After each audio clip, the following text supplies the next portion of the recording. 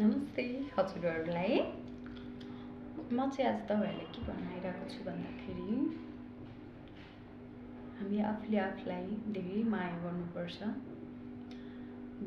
गर्छौँ पनि हामी आफूलाई।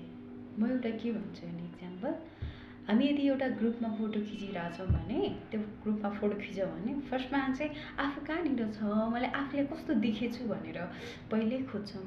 त्यो भनेको फर्स्ट प्रायोरिटी, फर्स्ट लभ भनेको आफैलाई गरिन्छ क्या। हो, गर्नुपर्छ। आफूले माया गरेपछि पो हामीले अरूलाई माया दिन सकिन्छ नि त। त्यसैले हामीले आफूलाई माया गर्ने, देन आफ्टर अरूलाई पनि हामीले माया गर्नुपर्छ। र हामीले के भन्दाखेरि कसैलाई पनि कुभहरू नसोचौँ।